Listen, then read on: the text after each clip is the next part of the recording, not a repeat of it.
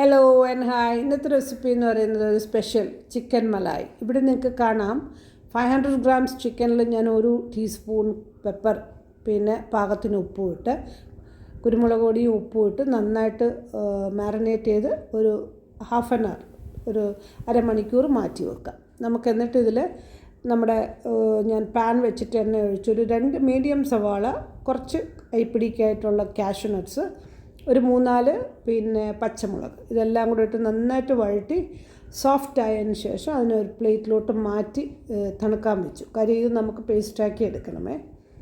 പിന്നെ ഇവിടെ ഞാൻ കാണാൻ നിങ്ങൾക്ക് ഏലക്ക, ഗ്രാമ്പു, കുരുമുളക്, ഇത് ഇഞ്ചിയും വെളുത്തുള്ളിയും 2 ടീസ്പൂൺ ചതച്ച് വെച്ചിട്ടുണ്ട്.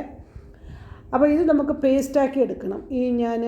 അത് നമ്മൾ ചെറിയ ജാറിലിട്ട് പേസ്റ്റാക്കി അതിൽ കുറച്ചൊരു 3-4 ടേബിൾ സ്പൂൺ വെള്ളം കൂടെ ചേർത്ത് ഒന്ന് നന്നായിട്ട് അടിച്ചെടുത്തു. നന്നായിട്ട് പേസ്റ്റായിട്ടുണ്ട്. ഇനി ഞാൻ പാൻ വെച്ചിട്ട് കുരുമുളക്, ഏലക്ക, പിന്നെ ഗ്രാമ്പു ഇതെല്ലാം ഇട്ട് നന്നായിട്ടൊന്ന് പൊട്ടിയതിന് ശേഷം നമ്മൾ ഇഞ്ചിയും വെളുത്തുള്ളിയും ചതച്ചത് ഇതിലോട്ടിടുകയാണ്. അത് നന്നായിട്ട് വഴറ്റി അതിൻ്റെ ഒരു റോ ഫ്ലേവർ മാറുമ്പോൾ നമ്മൾ ഈ അരച്ച് വെച്ച പേസ്റ്റ് അതിലോട്ടിടാം. അപ്പോൾ ശരിക്കും നല്ലൊരു മണമാണ് ഈ പേസ്റ്റ്. നമ്മളിവിടെ ചുമന്ന മുളക് ഇടുന്നേ ഇല്ലേ, എല്ലാം കുരുമുളകാണ്.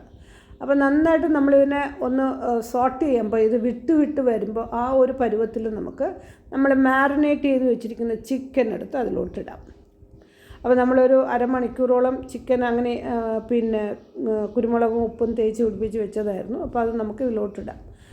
അപ്പം അതിട്ട് നന്നായിട്ട് സോട്ട് ചെയ്ത്, ശരിക്കും ഇത് നമ്മൾ മീഡിയം ഫയറിലും പിന്നെ ലോ ഫ്ലെയിമിലൊക്കെ വെച്ച് നന്നായിട്ട് ഇളക്കണം. ഇതിൻ്റെ ഒരു ഫ്ലേവർ ഇറങ്ങിക്കിട്ടണം, എന്നാലേ ഇതിനുള്ള ഒരു ടേസ്റ്റ് ഉള്ളൂ കേട്ടോ. അതിൻ്റെ ഒരു കളർ ചേഞ്ചസൊക്കെ വരണം. അപ്പോൾ ഇതിപ്പോൾ നമ്മൾ നന്നായിട്ട് ഇളക്കി, വെള്ളം ഒഴിക്കാതെ തന്നെ നന്നായിട്ട് ഇളക്കി അതിനെ വേവിച്ചെടുക്കണം. അപ്പോൾ അതവിടെ ഇരുന്ന് അതിൻ്റെ ആ ഫ്ലേവറൊക്കെ ഒന്ന് ഇറങ്ങുമ്പോൾ നമുക്ക് പൊടികൾ ഓരോന്നായിട്ട് ഇടാം.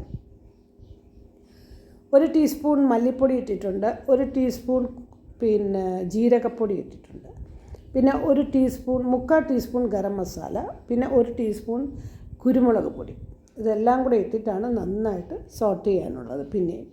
അപ്പോൾ അത് നന്നായിട്ട് സോട്ട് ചെയ്ത് നന്നായിട്ട് യോജിപ്പിക്കുന്നതിന് എല്ലാം കൂടി കഷ്ണങ്ങളിലൊക്കെ യോജിപ്പിച്ച് അതിൻ്റെ ഒരു റോ ഫ്ലേവർ മാറുമ്പോൾ നമുക്ക് ഇതിൽ അടുത്ത പിന്നെ ഈ തൈര്, കട്ടത്തൈര് നന്നായിട്ട് ഒരു 4 ടേബിൾ സ്പൂൺ കട്ടത്തൈര് ഇതിലോട്ട് ഒഴിക്കണം. പക്ഷേ ഇത് കിടന്ന് നന്നായിട്ട് വെന്ത് വരണം. ഇതിൻ്റെ ഞാൻ പറഞ്ഞല്ലോ, ഇതിൻ്റെ പച്ച ചുവയെല്ലാം നന്നായിട്ട് മാറിക്കിട്ടണം.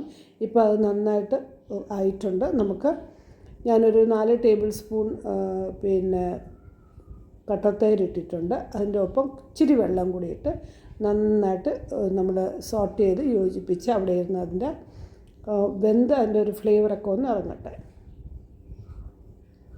ഇപ്പോൾ ഓൾമോസ്റ്റ് ആയിട്ടുണ്ട്. ഇപ്പം ഞാൻ ഇനി ഇതിലോട്ട് ഫ്രഷ് ക്രീം ഇട്ടു. അതും ഒരു 4 ടേബിൾ സ്പൂൺ ഫ്രഷ് ക്രീമാണ് ഇട്ടത്. വളരെ നല്ല മണവും നല്ലൊരു നമ്മൾ ശരിക്കും ഹോട്ടലിൽ നിന്നൊക്കെ വാങ്ങുന്ന അതേ മണവും ടേസ്റ്റുമാണ്. അത് കഴിക്കുമ്പോഴേ അതിന് ശരിക്കും. ഇതിൽ ലാസ്റ്റായിട്ട് ഞാനൊരു കസൂർ മേന്തി 2 ടീസ്പൂൺ ഇട്ടിട്ടുണ്ട്, ഇച്ചിരി ബട്ടറും കൂടെ ഇട്ട്. അപ്പോൾ ഇത്രയേ ഉള്ളൂ. പിള്ളേർക്കൊക്കെ നല്ല ഇഷ്ടപ്പെടും. നമുക്ക് ഒരു വെറൈറ്റി ആയിട്ട് ഇതിടയ്ക്ക് നിങ്ങൾ ചെയ്യാത്ത ആൾക്കാർ ചെയ്ത് നോക്കണം.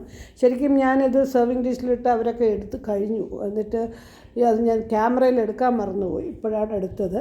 അപ്പം നല്ല കണ്ടില്ലേ, ഈ ഒരു വളരെ ടേസ്റ്റിയാണ്. നിങ്ങൾ ട്രൈ ചെയ്യാത്തവരൊന്ന് ട്രൈ ചെയ്ത് നോക്കണം. വീഡിയോ ഇഷ്ടപ്പെട്ടെന്ന് വിശ്വസിക്കുന്നു. സബ്സ്ക്രൈബ് ചെയ്യാത്തവർ സബ്സ്ക്രൈബ് ചെയ്യണേ. Thanks for watching. ബൈ.